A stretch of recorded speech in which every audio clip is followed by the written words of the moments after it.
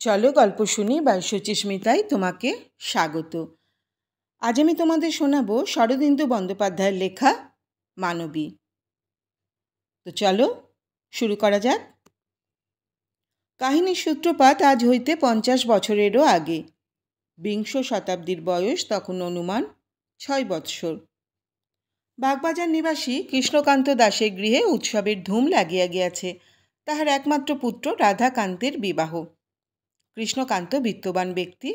কাগজের ব্যবসা করিয়া তিনি ভাগ্যলক্ষ্মীকে প্রসন্ন করিয়াছেন। তাহার লক্ষ্মীশ্রী দিনে দিনে বাড়িতেছে, কিন্তু তিনি বিপত্নিক। বয়স এখনো 50 পূর্ণ হয় নাই। বিবাহ উপলক্ষে আত্মীয় কুটুম্বের ঘর ভরিয়া গিয়াছে। রসুন চৌকি বাজিতেছে। আজ বর বধূ গৃহে আসিবে। বাড়ির সদর উঠোনে আলপনা পড়িয়াছে। ফটকের মাথায় তরুণমালা। কন্যাপক্ষ কলিকাতারই বাসিন্দা। এখনই বরকনে আসিবে। বাড়িতে স্ত্রী লোকের সংখ্যাই বেশি, কারণ পুরুষ আত্মীয়েরা সকলেই বরযাত্র গিয়াছে। রসুন চৌকির মিঠা আওয়াজ চাপা দিয়া মোড়ের মাথায় ঘোড়ার ব্যান্ড শোনা গেল। দমাদ্দম শব্দে চারিদিক সচকিত করিয়া শোভাযাত্রা আসিয়া পড়িল। সামনে ব্যান্ড বাজাইতে বাজাইতে পদাতিক ঘোড়ার দল, পিছনে দীর্ঘ বিসর্পিত ঘোড়ার গাড়ির সারি। প্রথমেই একটি পুষ্পমাল্যমণ্ডিত ল্যান্ডো গাড়ি, তাহাতে বর ও বরকর্তা শোভা পাইতেছেন। অনন্তর পিছনে মখমলের ঘেরাটোপ ঢাকা পালকি, ইহার মধ্যে আছেন নববধূ। অতঃপর নানা জাতীয় যানবাহনের মধ্যে বরযাত্রীর দল। বাড়ির বর্ষীয়সী মেয়েরা ফটকের বাহিরে উকি মারিয়া উত্তেজিত স্বরে বলিতে লাগিল, ওই আসছে, ওই বরকনে আসছে। শোভাযাত্রা বাড়ির সম্মুখে থামিল। ঘোড়ার বাদ্য নীরব হইল। কৃষ্ণকান্ত লাফাইয়া ল্যান্ডো হইতে নামিয়া পড়িলেন। পিছন পিছন রাধাকান্তও নামিল। রাধাকান্তের মাথায় জরিদার টুপি, আগা পাঁচতলা লাল মখমলের পোশাক। তাহার বয়স 12 বছর। কৃষ্ণকান্ত একটু ব্যস্ত বাগিস লোক। গাড়ি হইতে নামিয়াই উচ্চকণ্ঠে হাঁকাহাঁকি শুরু করিলেন। কোথায় গেল সব? বরকনে নিয়ে এলুম, সবাই হাঁ করে দাঁড়িয়ে আছিস। চন্দ্রমুখী কই? কেষ্টমণি, ওরে শিগগির ঘড়াই করে জল নিয়ে আয়। মঙ্গল ঘট, কনে বউয়ের পালকির সামনে জল ঢাল। 2 জন সধবা স্ত্রীলোক কাঁখে কলসি লইয়া আগাইয়া আসিল এবং পালকির সামনে জল ঢালিয়া দিল। কৃষ্ণকান্ত তখন সগর্বে গিয়া পালকির ঘেরা টোপ তুলিয়া দিলেন এবং পালকির ভিতর হইতে একটি মেয়েকে টানিয়া কোলে তুলিয়া লইলেন। মেয়েটির বয়স বড়জোর 7 বছর। সোনার গহনায় সর্বাঙ্গ মোড়া। কৃষ্ণকান্ত মহানন্দে বলিলেন, দেখো দেখো, কেমন বউ এনেছি দেখো। যেমন দেখতে তেমনি নাম, দেবী। সাক্ষাৎ দেবী, সাক্ষাৎ মা জগদ্ধাত্রী। কইরে রাধাকান্ত, কোথায় গেলি? শিগগির আয়, আমার পাশে এসে দাঁড়া। রাধাকান্ত দ্রুত আসিয়া বাপের পাশে বুক ফুলাইয়া দাঁড়াইল। কৃষ্ণকান্ত হাঁকিলেন, আরে ফটোগ্রাফার কোথায় গেলে? শিগগির শিগগির ফটো তুলে নাও। কালো কাপড়ে মুখ ঢাকা ফটোগ্রাফার ত্রিপদ বিশিষ্ট ক্যামেরা সম্মুখে লইয়া অগ্রসর হইল। ক্যামেরা কৃষ্ণকান্তের সম্মুখে রাখিয়া ঘোমটা হইতে মুখ বাহির করিল। বলিল, স্থির হয়ে দাঁড়ান, কেউ নড়বেন না। খুকি, একটু হাসো তো। ফুলশয্যার রাত্রি। একটি ঘর ফুল দিয়ে সাজানো হইয়াছে। পালঙ্কে ফুলের বিছানা। মৃদু আলো জ্বলিতেছে। রাধাকান্ত ও দেবীকে 2 হাতে ধরিয়া কৃষ্ণকান্ত প্রবেশ করিলেন। কয়েকটি পুরাঙ্গনা দ্বারের কাছে দাঁড়াইয়া কৌতুক কৌতূহলী চক্ষে এই দৃশ্য দেখিতে লাগিল।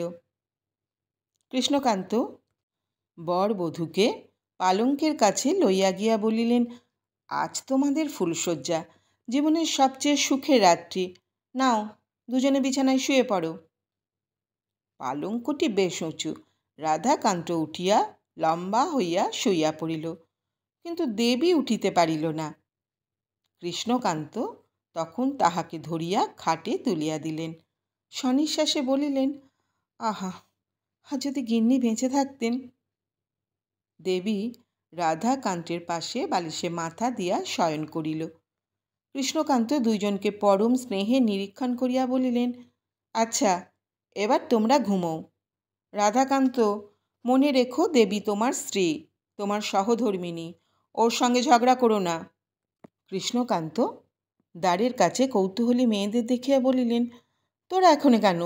যা সব পালা, খবরদার আড়ি পাতবি না। মেয়েরা হাসিতে হাসিতে সরিয়া গেল। কৃষ্ণকান্ত ঘরের দ্বার ভেজাইয়া দিয়া ক্ষণে কান পাতিয়া রহিলেন, যেন ঘরের ভিতরের কথাবার্তা শুনিবার চেষ্টা করিতেছিলেন। খাটের উপর রাধাকান্ত ও দেবী পরস্পরকে নিরীক্ষণ করিতেছে। তাহাদের দৃষ্টিতে অনুরাগের চেয়ে বিরাগী বেশি প্রকাশ পাইতেছে। অবশেষে রাধাকান্ত বলিল, আমি তোমার স্বামী, আমার সঙ্গে ঝগড়া করবে না। দেবী তৎক্ষণাৎ জবাব দিলে, আমি কারুর সঙ্গে ঝগড়া করি না, আমি লক্ষ্মী মেয়ে। রাধাকান্ত তাহার দিকে একটা পা ছড়াইয়া দিয়ে বলিল, তুমি আমার বউ, পা টিপে দাও।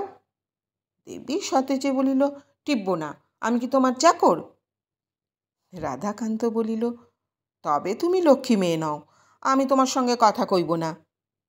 দেবী বলিল, আমিও কথা কইব না, কাল আমি বাপের বাড়ি চলে যাব। দুজনে দুদিকে মুখ ফিরাইয়া শুইল।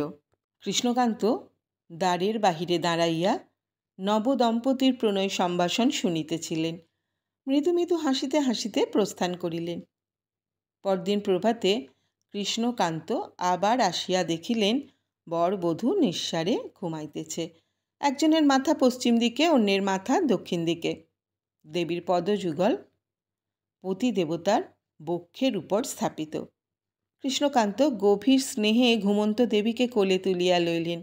গদগদ স্বরে বলিলেন, মা জননী, ওঠো, তোমার বাবা তোমাকে নিতে এসেছেন। সেদিন দেবী পিতৃগৃহে ফিরিয়া গেল। তারপর 9 বৎসর স্বামীর সঙ্গে তাহার আর কোনো সম্পর্ক রহিল না। দেবী পিতৃগৃহে রহিল। কৃষ্ণকান্ত প্রতি সপ্তাহে 1-2বার গিয়া দেবীকে দেখিয়া আসেন, কিন্তু রাধাকান্তের পত্নীর সহিত দেখা সাক্ষাৎ করিবার হুকুম নাই। কৃষ্ণকান্ত স্থির করিয়াছেন, ছেলে বউ বরপাত্র না হওয়া পর্যন্ত তাহাদের মিলন ঘটিতে দিবেন না। 21 বছর বয়সে রাধাকান্ত পরম ক্রান্তিমান যুবা পুরুষ হইয়া দাঁড়াইয়াছে। সে কলেজে পড়ে, এবার বিয়ে পরীক্ষা দিবে। পড়ার ঘরে টেবিলের সামনে বসিয়া সে অত্যন্ত মনোযোগ সহকারে লিখিতেছে। দেখিলে মনে হয় খুব মন দিয়া লেখাপড়া করিতেছে, কিন্তু যদি সন্তর্পণে তাহার কাঁধের উপর দিয়ে উঁকি মারা যায়, দেখা যাইবে সে যাহা লিখিতেছে তাহার সহিত আসন্ন পরীক্ষার কোনো সম্বন্ধ নাই। তাহার লিখনটি এইরূপ: প্রিয়তমাশু দেবী, তোমার জন্যে আমার মন সর্বদা ছটফট করছে। তোমাকে ছেড়ে আমি আর থাকতে পারছি না। এবার জামাই ষষ্ঠীর সময় তোমাদের বাড়িতে নেমন্তন্ন খেতে গিয়ে তোমাকে একবারটি দেখেছিলাম, তাও দূর থেকে, মুহূর্তের জন্য। আশা মিটল না। বাবা এত নিষ্ঠুর কেন? শ্বশুরমশাই বা এত নিষ্ঠুর কেন? কেন আমাদের দূরে রেখেছেন? আমি যে আর থাকতে পারছি না। তোমার কি আমাকে দেখতে ইচ্ছা করে না? আচ্ছা, লুকিয়ে লুকিয়ে দেখা করলে কেমন হয়? বেশ মজা হয় না? তুমি যদি রাজি থাকো, আমি লুকিয়ে তোমার সঙ্গে দেখা করব। কেউ জানতে পারবে না। তুমি চিঠি লিখো। আমার একটা ফটোগ্রাফ এই সঙ্গে পাঠালাম। তোমার ফটোগ্রাফ আমাকে পাঠিও।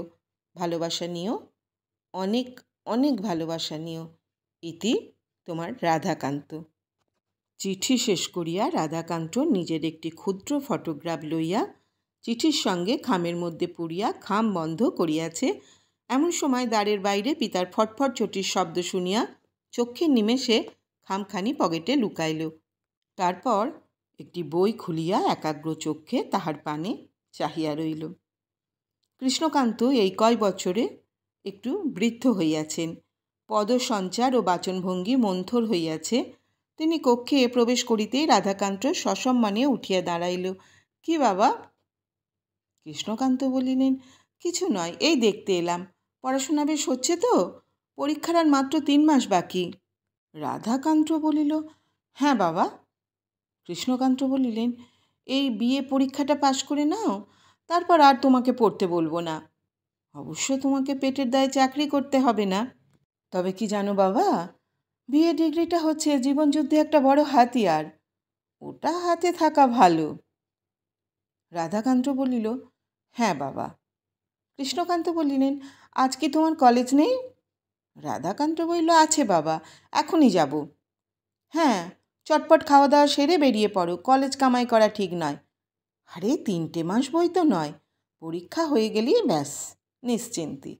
তখন বৌমাকে ঘরে আনবো, 3টে মাস দেখতে দেখতে কেটে যাবে। কৃষ্ণকান্ত ধীরে ধীরে চলিয়া গেলেন। রাধাকান্ত বসিয়া পড়িল, 2 হাতে মাথা চাপিয়া সনিশ্বাসে বলিল, 3 মাস। ওদিকে দেবীর কাছে রাধাকান্তের চিঠি পৌঁছিয়াছিল। দেবী এখন পূর্ণ যুবতী, রূপে রসে লাবণ্যে যেন টলমল করিতেছে। চিঠি দেখিয়া দেবী প্রথমটা বুঝিতে পারিল না কে লিখিয়াছে।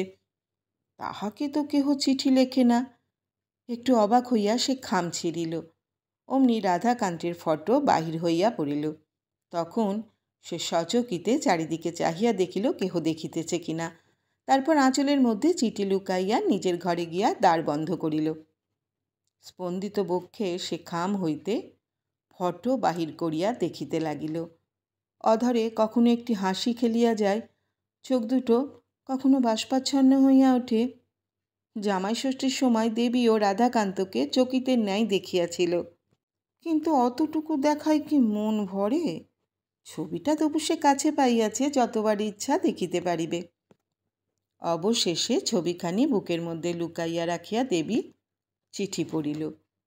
মুখ দূর করিতে লাগিল, মুখ তপ্ত হইয়া উঠিল। রাধাকান্ত যেন দেবীর মনের কথাই দেবীকে লিখিয়াছে।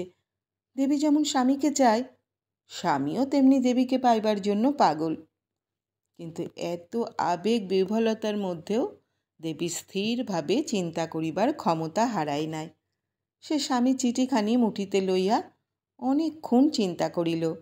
তারপর বুকের তলায় বালিশ দিয়া বিছানায় শুইয়া চিঠির উত্তর লিখিতে প্রবৃত্ত হইল। চিঠিতে সলজ্জ অপটু ভাষায় দেবীর মনের ভাব প্রকাশ পাইল। শ্রীচরণ কমলেশু, তোমার ছবি আর চিঠি পেয়েছি। আমার আর এখানে থাকতে ইচ্ছে করে না, তোমার কাছে থাকতে ইচ্ছে করে। কবে তুমি আমাকে নিয়ে যাবে? বাবা দুপুরবেলা অফিসে যান, বাড়িতে ঝি চাকর ছাড়া কেউ থাকে না। তুমি আমার প্রণাম নিও, ইতি তোমার দেবী। চিঠির মধ্যে নিজের একটি ফটো দিয়া দেবী ঝিয়ের হাতে চিঠি ডাকে পাঠাইয়া দিল। চিঠি পাইয়া রাধাকান্ত একেবারে মাতিয়া উঠিল। চিঠিতে কথা বেশি নাই, কিন্তু মনের ভাব সুস্পষ্ট। রাধাকান্ত স্বভাবতই একটু ভাবপ্রবণ, একটু হঠকারী। অগ্রপশ্চাৎ বিবেচনা করিয়া কাজ করা তাহার স্বভাব নয়। সে মনে মনে এক প্রচণ্ড সংকল্প করিয়া বসিল, দেবীকে সে চুরি করিয়া লইয়া পলাইবে। সংকল্প কার্যে পরিণত করিতে বিলম্ব হইল না। পরদিন দুপুরবেলা ছ্যাকড়া গাড়ি চড়িয়া রাধাকান্ত শ্বশুরভবনে উপস্থিত হইল। দ্বারের কড়া নাড়িতেই দেবী দ্বার খুলিয়া দিল, যেন দ্বারের কাছে দাঁড়াইয়াই প্রতীক্ষা করিতেছিল। প্রথম সমাগমের লজ্জা কাটিতে একটু সময় লাগিল। রাধাকান্ত হর্ষ রোমাঞ্চিত, দেবী বিনত ভুবন বিজয়িনী নয়না। ক্রমে ভাব হইল, চুপি চুপি ফিসফিস কথা হইল। রাধাকান্ত দেবীর হাত ধরিয়া নিজের বুকের উপর রাখিল। তোমাকে ছেড়ে আর আমি থাকতে পারছি না, চলো দুজন মিলে পালিয়ে যাই। দেবী চমকিয়া চোখ তুলিল। পালিয়ে যাবে? কোথায় পালিয়ে যাবে? রাধাকান্ত বলিল, যেদিকে দুচক্ষু যায়, বাবাদের অত্যাচার আর সহ্য হয় না। দেবী ক্ষণিক চিন্তা করিল। পলাইয়া যাইবে? কিন্তু স্বামীর সঙ্গে পলাইয়া যাইতে দোষ কি? সীতারামের সঙ্গে বনবাসে গিয়েছিলেন সুভদ্রা। একটি সিল্কের চাদর গায়ে জড়াইয়া লইয়া দেবী বলিল, চলো। কেহ জানিল না। দুইজনে ছ্যাকড়া গাড়ি চড়িয়া কোথায় চলিয়া গেল। দেবীর বাবা হরিমোহন বৈকালে অফিস হইতে ফিরিয়া দেখিলেন দেবী গৃহে নাই। ঝি চাকরেরা কিছু জানে না। হরিমোহন ভয় পাইয়া বেয়াইয়ের কাছে ছুটিলেন। ওদিকে কৃষ্ণকান্তের গৃহে রাধাকান্ত অনুপস্থিত। সে কলেজে যাইবে বলিয়া বাহির হইয়াছিল, আর ফিরিয়া আসে নাই। ব্যাপার বুঝিতে বৈবাহিক যুগলের বিলম্ব হইল না। তাহারা অবিমিশ্বকারী যুবক যুবতীর উপর অতিশয় ক্রুদ্ধ হইয়া চারিদিকে তল্লাশ আরম্ভ করিলেন। চেনা পরিচিত কাহারও ঘরে ফেরারিদের পাওয়া গেল না। হোটেলেও তাহারা যায় নাই। এদিকে রাত্রি হইয়া গিয়াছে, টিপটিপ বৃষ্টি পড়িতেছে। অবশেষে রাত্রি 10টার সময় নগরের প্রান্তে একটি নির্জন পার্কে তাহাদের পাওয়া গেল। একটি বেঞ্চির উপর দুইজনে পাশাপাশি বসিয়া আছে। দেবীর সিল্কের চাদরটি দুজনের গায়ে জড়ানো। অবস্থা অতি করুণ।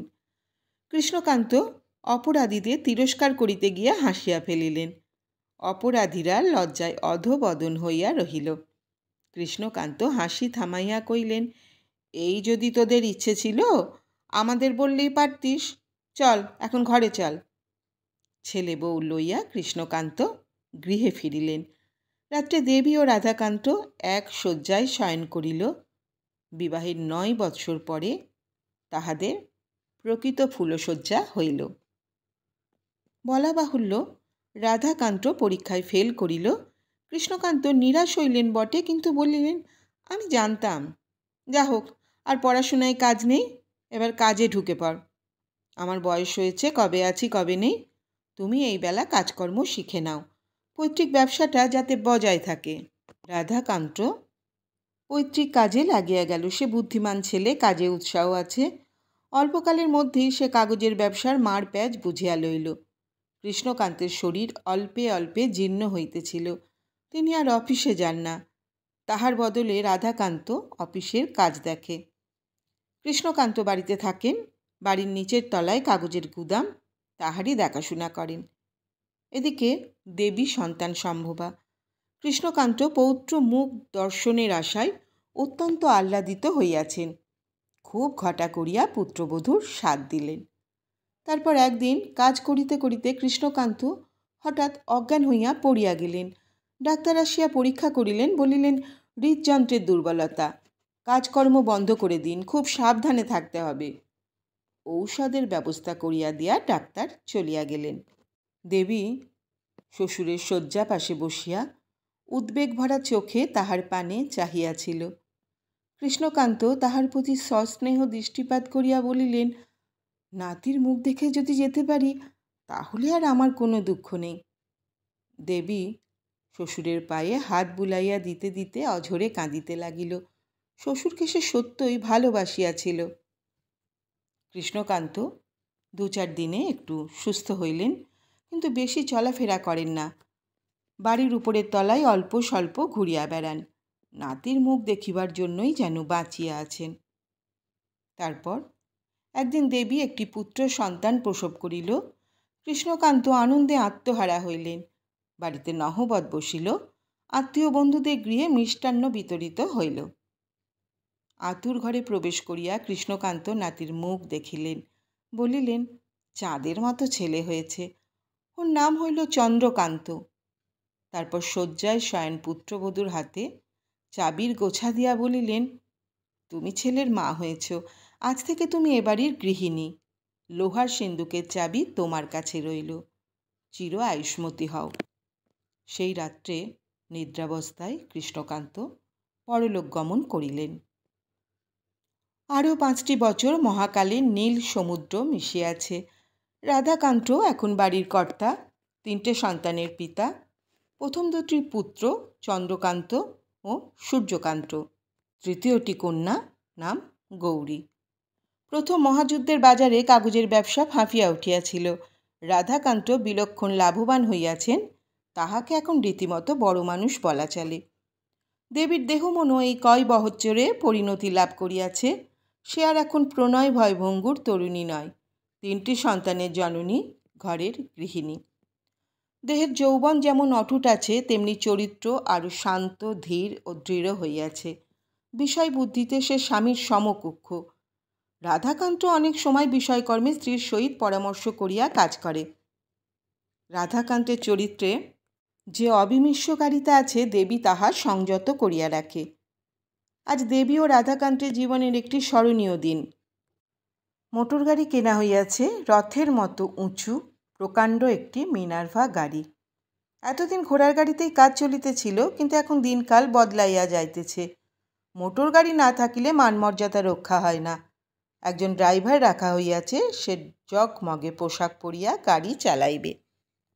সকালবেলা গাড়ি আসিয়াছে। বাড়ির সামনের উঠোন আলো করিয়া দাঁড়াইয়া আছে। 3টি ছেলে মেয়ে সকাল হইতে গাড়ির মধ্যেই বাস করিতেছে। ঝি চাকর পরম কৌতূহলের সহিত গাড়ি প্রদক্ষিণ করিতেছে। জগমগে পোশাক পরা ড্রাইভার মাঝে মাঝে ঝাড়ন দিয়া গাড়ির ধুলা ঝাড়িতেছে। 10টার সময় রাধাকান্ত ও দেবী দোতলা হইতে নামিয়া আসিয়া মোটর গাড়িতে উঠিল। চাকর এক চাঙারি খাবার গাড়িতে তুলিয়া দিল। ছেলেমেয়েরা আগে হইতেই গাড়িতে ছিল, তাহারা কলহাস্য করিয়া করতালি দিয়া আনন্দ জ্ঞাপন করিল। রাধাকান্ত ও দেবী পরস্পরের পানে চাহিয়া পরম তৃপ্তির হাসি হাসিল। তারপর গম্ভীর স্বরে ড্রাইভারকে বলিল, চলো শিবপুর বটানিক্যাল গার্ডেন। আজ মোটর গাড়ি কেনার প্রথম দিনে তাহারা বন ভোজনে যাইতেছে। সারাদিন ভারী আনন্দে কাটিল। সন্ধ্যার সময় ক্লান্ত দেহ ও তৃপ্ত মন লইয়া তাহারা গৃহে ফিরিয়া আসিল। তারপর অনাড়ম্বর গতানুগতিক সুখের দিনগুলি একে একে কাটিতে লাগিল।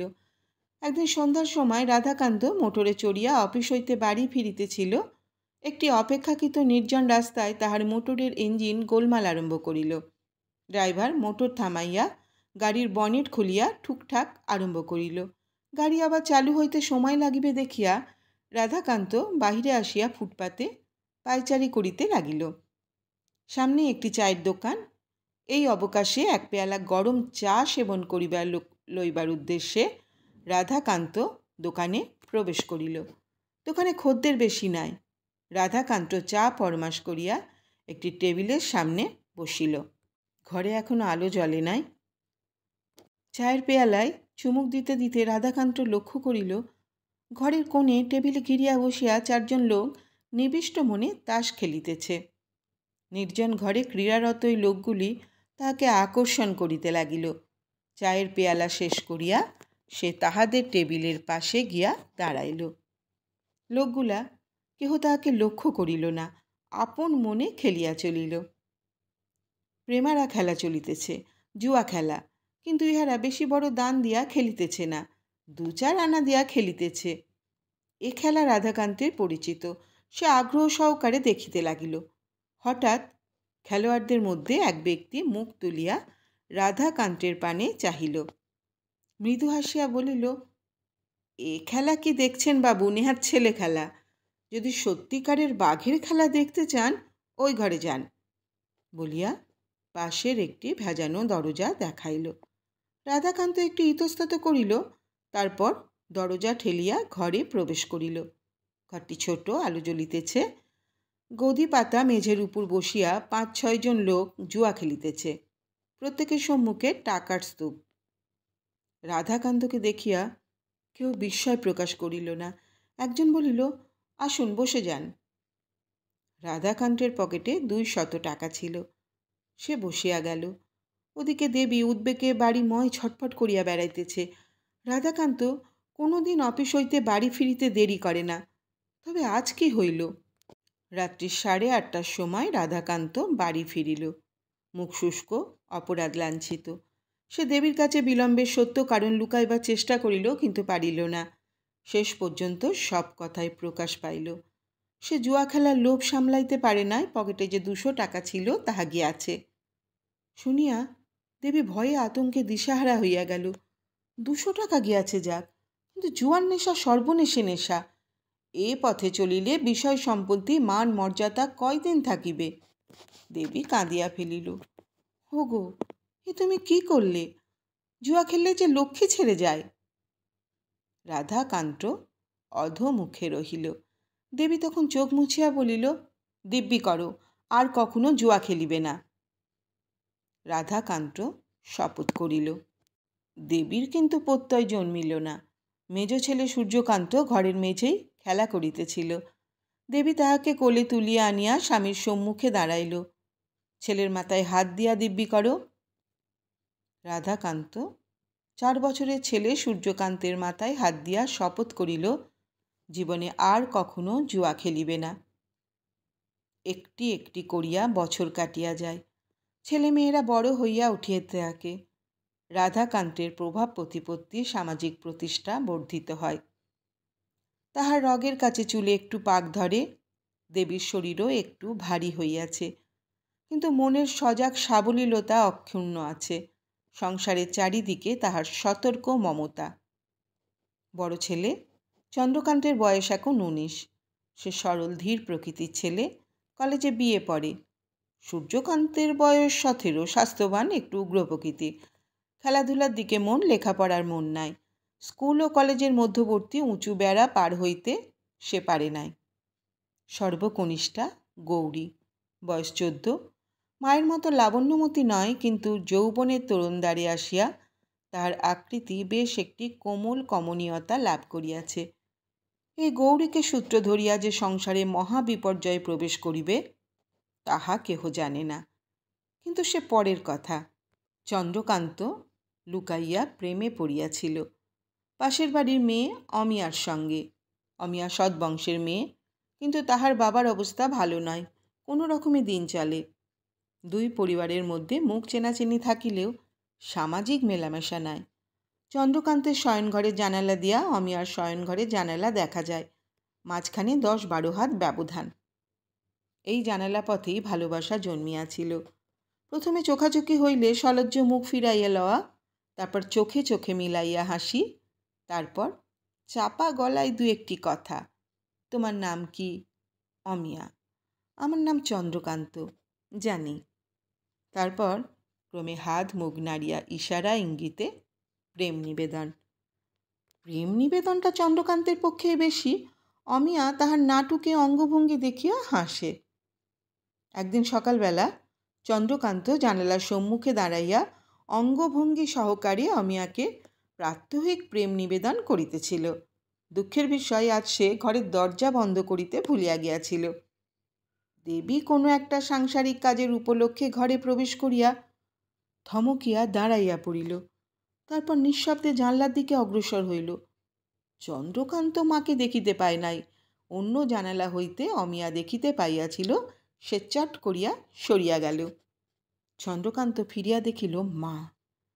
মায়ের চোখে আগুন ঠিকরাইয়া পড়িতেছে। সে ভয়ে জড়সড় হইয়া পড়িল। দেবী কঠিন স্বরে বলিল, চন্দ্রকান্ত, তুই তুই পাশের বাড়ির মেয়েকে ইশারা করছিলি? তোর এতদূর অধঃপতন হয়েছে? চন্দ্রকান্ত ঠোঁট চাটিয়া বলিল, মা, আমি। দেবী তীব্র ভৎসনার কণ্ঠে বলিয়া উঠিল, ছি ছি ছি চন্দ্রকান্ত, তোর এই কাজ! এই বংশে কেউ কখনো এই কাজ করেনি। আমার ছেলে হয়ে তুই গেরস্থ ঘরের মেয়ের দিকে নজর দিলি? চন্দ্রকান্ত মায়ের পদতলে পড়িয়া ব্যাকুল স্বরে বলিল, মা, তুমি আমাকে ভুল বুঝো না। আমি আমি অমিয়াকে বিয়ে করতে চাই। দেবীর উগ্র কোপ থমকিয়া গেল। মুখের ভাব একটু নরম হইল। কি বললি? মা, আমি আমি অমিয়া, আমি ওকে বিয়ে করতে চাই। দেবী তাহার চুল ধরিয়া নাড়িয়া দিল। হতভাগা, ওঠ, বিয়ে করবি তো আমাকে বলিসনি কেন? চন্দ্রকান্ত উঠিয়া করুণ স্বরে বলিল, ওরা বড় গরিব। অমিয়ার বাবার একটাও পয়সা নেই, তাই বলিনি। বাবা শুনলে রাগ করবেন। দেবীর ঠোঁটের কোণে একটু হাসি দেখা দিল। ওরা গরিব আর তোর বাপ বুঝি নবাব? মেয়েটা দেখতে শুনতে তো ভালোই। সত্যি ওকে বিয়ে করতে চাস? বিগলিত হইয়া চন্দ্রকান্ত বলিল, হ্যাঁ মা, তুমি বাবাকে রাজি করো। আচ্ছা আচ্ছা, সে তোকে ভাবতে হবে না। আমি আগে মেয়ে দেখব, যদি দেখি ভালো মেয়ে, তখন যা করবার করব। দুপুরবেলা রাধাকান্ত অফিস হইতে আহার করিতে আসিলে দেবী তাহাকে কথাটা শুনাইয়া রাখিল। রাধাকান্ত ইতিমধ্যে গৌরীর বিবাহের ব্যবস্থা প্রায় পাকাপাকি করিয়া আনিয়াছিল। বলিল, বেশ তো, মেয়ে যদি তোমার পছন্দ হয়, 2টো বিয়ে একসঙ্গে লাগিয়ে দাও। অপরাহ্নে দেবী গায়ে চাদর জড়াইয়া পাশের বাড়িতে গেল। পাশাপাশি 2 বাড়ি, কিন্তু দেবী এই প্রথম অমিয়াদের বাড়িতে পদার্পণ করিল। অমিয়ার মা বসিয়সী। তিনি অমিয়া তাহার শেষ সন্তান। দেবীকে দেখিয়া তিনি কৃতার্থ হইয়া গেলেন। তাহার হাত ধরিয়া বলিলেন, বোন, দূর দূর থেকে তোমাকে দেখেছি, কাছে যেতে কখনো সাহস হয়নি। আমার ভাগ্যি, আজ সাক্ষাৎ লক্ষ্মী আমার ঘরে পা রাখলেন। তিনি দেবীকে শয়নকক্ষে লইয়া গিয়া মাদুর পাতিয়া বসাইলেন। 2-4 কথার পর দেবী বলিল, আপনার মেয়ে অমিয়াকে একবার ডেকে দিন, তার সঙ্গে 2টো কথা বলবো। গৃহিণী কন্যাকে ডাকিলেন। অমিয়া দ্বিধা জড়িত পদে কম্পবক্ষে আসিয়া দেবীকে প্রণাম করিল। দেবী তাহাকে পাশে বসাইয়া গৃহিণীকে বলিল, আপনি কাজকর্ম করুন গিয়ে, আমি অমিয়ার সঙ্গে গল্প করব। গৃহিণী মনে মনে ঈষৎ শঙ্কিত হইয়া সরিয়া গেলেন। চন্দ্রকান্ত অমিয়ার প্রণয় কাহিনীর খবর তিনি কিছুই জানিতেন না। এটা সেটা গল্প করিতে করিতে দেবী অমিয়াকে লক্ষ্য করিতে লাগিল। অত্যন্ত লাজুক মেয়ে, প্রগল্ভা মুখরা নয়। দুবার ঢোক গিলিয়া একটি কথা বলে। তার উপর ভয় পাইয়াছে। দেবী বুঝিল প্রণয় ব্যাপারের জন্য মূলত চন্দ্রকান্তই দায়ী। অমিয়া ছলকালা দেখাইয়া তাহাকে প্রলুব্ধ করে নাই। মেয়েটিকে তাহার পছন্দ হইল। সে তাহার চিবুক ধরিয়া তুলিয়া বলিল, চন্দ্রকান্ত তোমাকে বিয়ে করতে চায়। তোমার মাকে তাহলে বলি। অমিয়া চক্ষু মুদিয়া নিষ্পন্দ হইয়া রহিল। দেবী তখন হাসিয়া বলিল, আমি কিন্তু ভারী দজ্জাল শাশুড়ি, উন থেকে চুন খসলেই বকুনি দেব। তারপর দেবী উঠিয়া গিয়া অমিয়ার মাকে বলিল, আমি আপনার মেয়েটিকে নিলুম আমার বড় ছেলের জন্য। অমিয়ার মা স্বর্গ হাতে পাইলেন। অশ্রু গদগদ কণ্ঠে বলিলেন, বোন, এ আমার স্বপ্নের অতীত, কিন্তু আমার যে আর কিছু নেই। দেবী বলিল, আর কিছু তো চাইনি, শুধু মেয়েটি চেয়েছি। মাসখানেক পরে মহা ধুমধামের সহিত এক জোড়া বিবাহ হইয়া গেল। চন্দ্রকান্তের সহিত অমিয়ার এবং গৌরীর সহিত লালমোহন নামের একটি ধনী সন্তানের। লালমোহন বনিয়াদি বংশের দুলাল। মোটর ছাড়া এক পা চলে না। যেমন তাহার মেদ সুকুমার দেহ, তেমনি তাহার রাজা উজির মারা বাক্যছটা। সে নিজেকে মস্ত একজন ব্যায়ামবীর এবং স্পোর্টসম্যান বলিয়া মনে করে। বিবাহের পরদিন সকালবেলা বর কন্যা বিদায়ের পূর্বে রাধাকান্তের বৈঠকখানায় তরুণ বয়স্কদের আসর জমিয়াছিল। নতুন জামাই লালমোহনই আসর জমাইয়াছিল। তাহার সঙ্গে ছিল সমবয়স্ক কয়েকজন বন্ধু। বাড়ির পক্ষ হইতে সূর্যকান্ত উপস্থিত ছিল। চা সহযোগে বিপুল পাতরাসের সদ্গতি হইতেছিল। তাহার 3টা রাইফেল আছে। সে ঘোড়ায় চড়িয়া বাঘ শিকার করিতে পারে। পোলো খেলাতেও সে নিতান্ত অপটু নয়। লালমোহন এইসব কথা বলিতে বলিতে বন্ধুদের চিমটি কাটিতেছিল। শ্রোতাকে চিমটি কাটিয়া কথা বলা তাহার অভ্যাস। শুনিতে শুনিতে সূর্যকান্তের গা জ্বালা করিতেছিল। তাহার ধৈর্য একটু কম। এ ধরনের নির্লজ্জ বড়াই সে সহ্য করিতে পারে না। কিন্তু নতুন ভগিনীপতিকে কিছু বলাও যায় না। অনেকক্ষণ নীরবে সহ্য করিয়া সে বলিল, আপনি তো ভারী বাহাদুর, আমার সঙ্গে পাঞ্জা লড়তে পারেন? পাঞ্জা? লালমোহন অবজ্ঞায় নাক তুলিয়া বলিল, ওসব ছোট লোকের খেলা আমি খেলি না। সূর্যকান্ত খোঁচা দিয়া বলিল, গায়ে জোর আছে কিনা পাঞ্জা লড়লে বোঝা যায়। লালমোহন বলিল, আমার গায়ের জোরের দরকার নেই। যত বড় পালোয়ানি আসুক তাকে শায়েস্তা করবার ক্ষমতা আমার আছে। তাই নাকি? গায়ে জোর না থাকে কি দিয়ে শায়েস্তা করবেন? এই দিয়ে, বলিয়া লালমোহন পকেট হইতে একটি রিভলভার বাহির করিয়া দেখাইল। যন্ত্রটি দেখতে ছোট, কিন্তু এই দিয়ে তোমার মতো 6 জন গুন্ডাকে শুইয়ে দিতে পারি। সূর্যকান্ত অত্যন্ত ক্রুদ্ধ এবং মর্মাহত হইল, কিন্তু বিতণ্ডা করে আর বেশি দূর অগ্রসর হইতে পাইল না। রাধাকান্ত এবং আরও লোকজন আসিয়া পড়িল। বরকন্যাকে বিদায় করিবার সময় উপস্থিত। লালমোহন বধূ লইয়া গৃহে ফিরিয়া গেল। কিন্তু এই ক্ষুদ্র ঘটনাটি তাহাদের দুজনের মনে প্রচ্ছন্ন বিদ্বেষের বীজ বপন করিল। অতঃপর সুখে স্বাচ্ছন্দ্যে কয়েক মাস কাটিয়া গেল। দেবী অমিয়াকে বহুরূপে বধূরূপে পাইয়া পরম তৃপ্ত। সে যেমনটি চাহিয়াছিল তেমনটি পাইয়াছে। কিন্তু যতই দিন যাইতে লাগিল, একথাও ধীরে ধীরে স্পষ্ট হইয়া উঠিতে লাগিল যে গৌরীর দাম্পত্য জীবন সুখের হয় নাই। প্রথম সমাগমের আবেগ মাধুর্য ক্রমে ক্রমে শিথিল হইয়া আসিতেছে। গৌরী শ্বশুর বাড়ি কলিকাতাতেই। সে মাঝে মাঝে বাপের বাড়ি আসে। তখন তাহার শুষ্ক মুখে করুণ হাসি দেখিয়া দেবীর বুকে শেল বিদ্ধ হয়। গৌরীকে প্রশ্ন করিলে সে প্রশ্ন এড়াইয়া যায়। তাহার স্বামী যে মদ্যপান করে, বন্ধুবান্ধবদের লইয়া ঘোড়দৌড়ের মাঠে যায়, তাহার পৈতৃক বসত বাড়ি বন্ধক পড়িয়াছে, এসব কথা সে নিজের মায়ের কাছেও বলিতে পারে না। কিন্তু একদিন কিছুই আর ঢাকা রহিল না। দুপুরবেলা গৌরী কাঁদিতে কাঁদিতে বাপের বাড়ি ফিরিল। তাহার দেহে একটিও গহনা নাই। সে মায়ের গলা জড়াইয়া কাঁদিতে লাগিল। লালমোহন অনেক দিন হইতেই তাহার সহিত দুর্ব্যবহার করিতেছে। আজ ব্যাপার চরমে উঠিয়াছে। গৌরীর বিবাহের যৌতুক আন্দাজ 20,000 টাকার গহনা ছিল। এতদিন লালমোহন তাহাতে হাত দেয় নাই। আজ সে সেই গহনা চাইয়া বসিল। গৌরী গহনা দিতে রাজি হইল না, তখন লালমোহন তাহাকে মারধর করিয়া সমস্ত গহনা কাড়িয়া লইয়াছে, এমনকি গায়ের গহনাগুলোও ছাড়ে নাই। তারপর বন্ধুদের লইয়া কোথায় চলিয়া গিয়াছে। বাড়ির সকলেই গৌরীর কাহিনী শুনিল। রাধাকান্ত আহার করিতে আসিয়া শুনিল, তারপর অগ্নিশর্মা হইয়া লালমোহনের সন্ধানে ছুটিল। আজ সে দেখিয়া লইবে এত বড় আস্পর্ধা।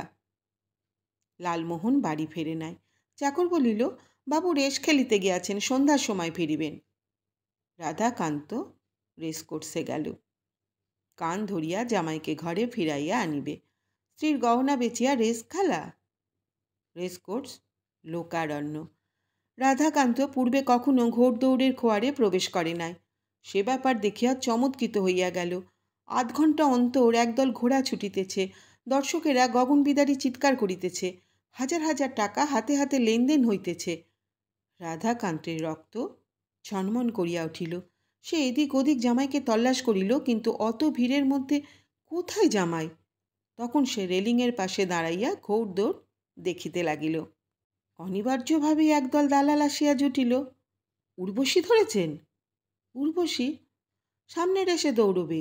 ঘোড়া নয়, পক্ষীরাজ, আকাশে উড়ে চলে। তাই নাকি? তা কি করে ধরতে হয়? আপনার দেখছি এখনো হাতে খড়ি হয়নি, আসুন আমার সঙ্গে। রাধাকান্তের সঙ্গে 100 টাকা ছিল, তাই দিয়া সে বাকি সব কটা রেস খেলিল। রেসের শেষে দেখা গেল সে 50 টাকা জিতিয়াছে। সে উত্তেজিত মনে ভাবিতে লাগিল, সঙ্গে যদি আরও টাকা থাকিত তাহা হইলে সে আরও জিতিতে পারিত। সন্ধ্যার পর বাড়ি ফিরিয়া সে রেসের কথা উচ্চারণ করিল না। বলিল, লালমোহনকে কোথাও খুঁজিয়া পায় নাই। দীর্ঘ পারিবারিক আলোচনার পর স্থির হইল, লালমোহন উচ্ছন্ন যাইতে চাই যাক, গৌরী বাপের বাড়িতে থাকুক। পরের শনিবার রাধাকান্ত আবার রেস খেলিতে গেল। দেবী কিছুই জানিল না। এইভাবে চুপি চুপি জুয়া খেলা চলিতে লাগিল। রাধাকান্তের রক্তে জুয়ার প্রচণ্ড নেশা ছিল। সে শপথ ভুলিয়া গেল। তাহার সহজ বিষয় বুদ্ধিও লোপ পাইল।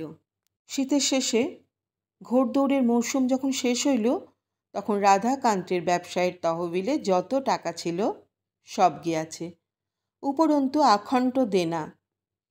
রেসের শেষ দিনে সন্ধেবেলা রাধাকান্ত বাড়ি ফিরিল না। দেবী জানিত রাধাকান্ত অফিসে আছে, তাই বিশেষ উদ্বিগ্ন হয় নাই। কিন্তু রাত্রি 9টা বাজিয়া যাইবার পরও যখন সে ফিরিল না এবং অফিসে টেলিফোন করিয়াও কোনো খবর পাওয়া গেল না, তখন দেবী 2 ছেলেকে লইয়া রাধাকান্তের অফিসে গেল। শূন্য অফিসে রাধাকান্তের মৃতদেহ পড়িয়া আছে। সে বিষ খাইয়া আত্মহত্যা করিয়াছে। মৃত্যুকালে নিজের সমস্ত অপরাধ স্বীকার করিয়া দেবীকে একটি চিঠি লিখিয়া গিয়াছে। এই মর্মান্তিক আঘাতে দেবী প্রায় ভাঙিয়া পড়িল। কিছুদিন সে শয্যা ছাড়িয়া উঠিল না। তারপর উঠিয়া যন্ত্রের মতো গৃহকর্ম করিয়া বেড়াইতে লাগিল। অবসরকালে শয়নকক্ষে রাধাকান্তের ফটোগ্রাফির সামনে দাঁড়াইয়া এক দৃষ্টে চাহিয়া থাকিত। মনে মনে প্রশ্ন করিত, কেন এ কাজ করতে গেলে? টাকাই কি বড়? আমরা কি কেউ নই? কিন্তু তাহার মাথার উপর নিয়তির খড়গ যে এখনো উদ্যত হইয়া আছে, তাহা সে জানিত না। শ্বশুরের মৃত্যু সংবাদ জানাজানি হইবার পর হঠাৎ লালমোহন কোথা হইতে আসিয়া উপস্থিত হইল। কোন রহস্যময় উপায়ে আবার তাহার অবস্থা ফিরিয়া গিয়াছে। মুরব্বিয়ানা চালে মোটর হইতে নামিয়া শ্বশুর গিয়ে প্রবেশ করিল। গম্ভীর মুখে সকলকে সান্ত্বনা দিয়া বলিল, আমি আছি, তোমাদের কোনো ভয় নাই। গৌরী দীর্ঘকাল পরে স্বামীকে দেখিয়া বোধ করিয়া আনন্দিত হইল। কিন্তু সূর্যকান্ত তাহার লম্বা লম্বা কথায় জ্বলিয়া উঠিল। কথা কাটাকাটি আরম্ভ হইতে বিলম্ব হইল না। সূর্যকান্ত বলিল, তোমার জন্যই বাবা আত্মহত্যা করেছেন, তুমি দায়ী। লালমোহনও গরম হইয়া উঠিল, ডেপমি করো না, স্কুলের ছেলে, লেখাপড়া করো গিয়ে। গৌরী এবং চন্দ্রকান্ত উপস্থিত ছিল। তাহারা ঝগড়া থামাইবার চেষ্টা করিল, কিন্তু নিয়তির লিখন কে খণ্ডাইবে? ঝগড়া চরমে উঠিল। সূর্যকান্ত বলিল, বেরিয়ে যাও এখান থেকে। লালমোহন বলিল, তোমার হুকুম নাকি? যাব না, এটা আমার শ্বশুরবাড়ি, আমারও হক আছে। সূর্যকান্ত ছুটিয়া গিয়া তাকে ধাক্কা দিল। লালমোহন পকেট হইতে পিস্তল বাহির করিয়া সূর্যকান্তের বুকে গুলি করিল।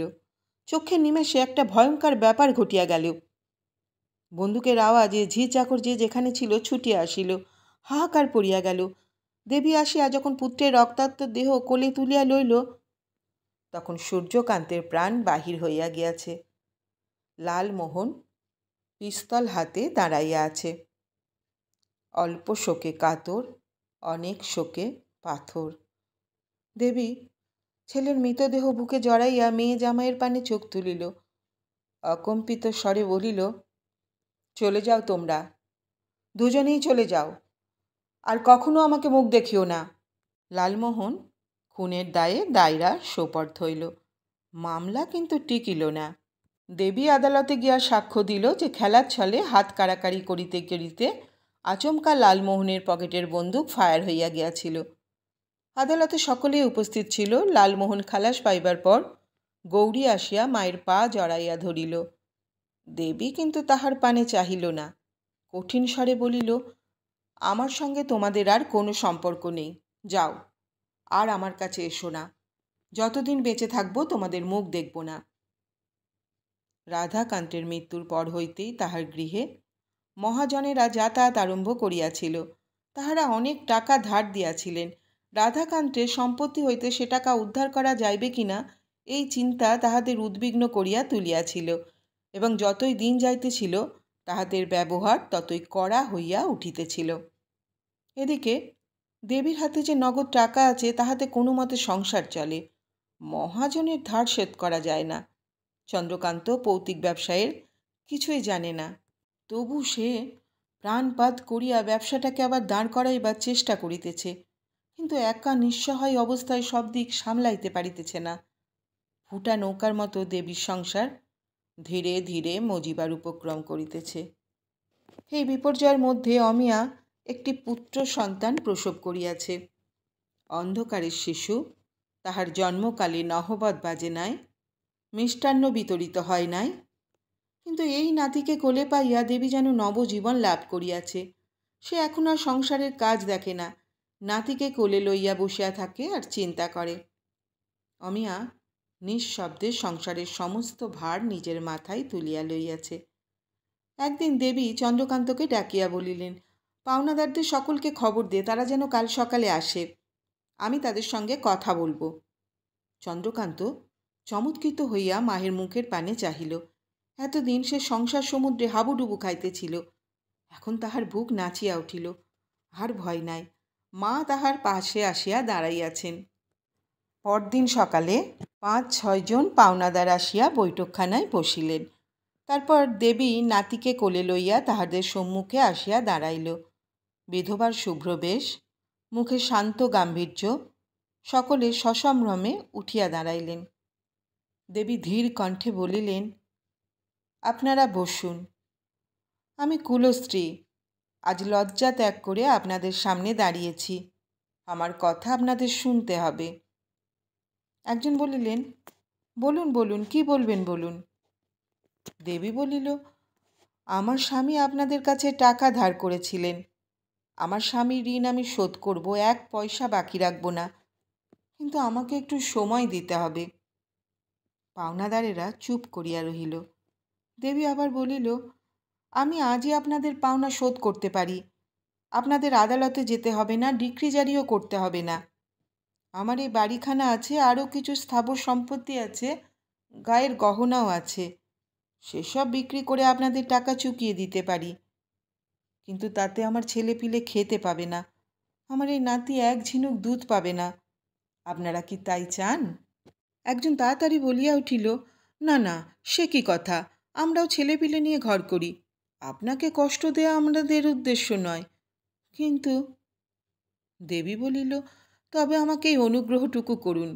আমি আমার এই নাতির মাথায় হাত দিয়ে দিব্যি করছি, আপনাদের টাকা আমি শোধ দেব।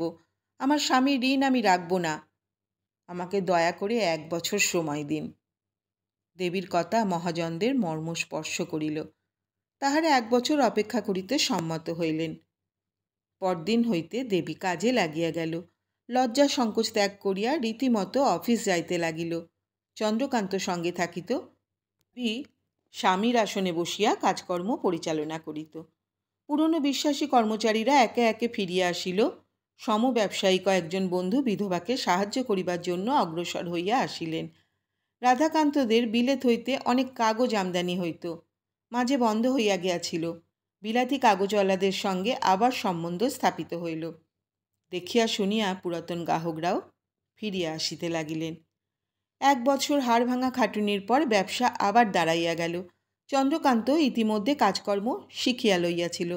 তাহাকে অফিসে বসাইয়া দেবী বলিল, এবার তুই চালা, কাল থেকে আমি আর আসব না। পরদিন পাওনাদারদের ডাকিয়া দেবী তাহাদের টাকা চুকাইয়া দিল। তাহারা ধন্য ধন্য করিতে করিতে টাকা লইয়া প্রস্থান করিলেন। দেবী কিন্তু ভিতরে ভিতরে জীবনে বীতস্পৃহ হইয়াছিল। তাহার কাজ শেষ হইয়াছে, আর বাঁচিয়া থাকিবার প্রয়োজন নাই। নাতিটি ইতিমধ্যে 1.5 বছরের হইয়াছে। দেবী তাহার নাম রাখিয়াছে উষাকান্ত। তাহার এখন পা হইয়াছে, সে সারাক্ষণ ঠাকুমার আঁচল চাপা থাকিতে রাজি নয়। খেলা করিতে করিতে সিঁড়ি দেয়া নিচে নামিয়া যায়, উঠোনে ছুটোছুটি করিয়া খেলা করে। একদিন এক কাণ্ড হইল। বাড়ির নিচের তলায় কাগজের গুদাম। উষাকান্ত গুদামের দ্বার খোলা পাইয়া ভিতরে প্রবেশ করিয়াছিল। তারপর কেমন করিয়া কাগজের গুদামে আগুন লাগিয়া গেল। শিশুকে কেউ গুদামে প্রবেশ করিতে দেখে নাই, অথচ বাহিরেও তাহাকে পাওয়া যাইতেছে না। দেবী তখন সেই জ্বলন্ত অগ্নিকুণ্ডে প্রবেশ করিয়া শিশুকে উদ্ধার করিয়া আনিল। তাহার নিজের দেহ পুড়িয়া ক্ষতবিক্ষত হইয়া গেল, কিন্তু উষাকান্তের গায়ে আঁচ লাগিল না। তারপর দমকল আসিয়া আগুন নিভাইল। আর্থিক ক্ষতি বেশি হইল না বটে, কিন্তু দেবী সর্বাঙ্গে দহন ক্ষত লইয়া শয্যা গ্রহণ করিল। ডাক্তার পরীক্ষা করিয়া বিশেষ ভরসা দিতে পারিলেন না। জীবনের আশা খুবই কম। তিনি যন্ত্রণা লাঘবের প্রলেপ দিয়া চলিয়া গেলেন। রাত্রে দেবী অমিয়ার আঁচলে নিজের চাবির গোছা বাঁধিয়া দিয়া বলিল, আমি চললুম, আজ থেকে তুমি এবারের গিন্নি। চন্দ্রকান্ত উপস্থিত ছিল। দুইজনে অঝরে কাঁদিতে লাগিল। গৌরী শ্বশুরবাড়িতে বিলম্বে খবর পৌঁছিয়াছিল। দুপুররাত্রে গৌরী আসিল, মায়ের বুকের উপর মাথা রাখিয়া কাঁদিতে লাগিল। দেবী কিন্তু চোখ খুলিয়া মেয়ের পানে চাহিল না। গৌরী কাঁদিতে কাঁদিতে বলিল, মা, একবার কথা বলো, বলো আমাদের ক্ষমা করেছ। দেবী কিন্তু কথা কহিল না, চোখ মেলিয়া চাহিলও না। তারপর তাহার ডান হাতখানা ধীরে ধীরে উঠিয়া গৌরীর মাথার উপর স্থাপিত হইল। আঙুলগুলি গৌরীর চুলের মধ্যে একটু খেলা করিল। তারপর তাহার অবসাদ গৌরীর মাথা হইতে খসিয়া পড়িল। দেবীর জীবন লীলা শেষ হয়েছে। শেষ হলো আজকের গল্প। আবার আসবো অন্য দিন অন্য গল্প নিয়ে। ভালো থেকো।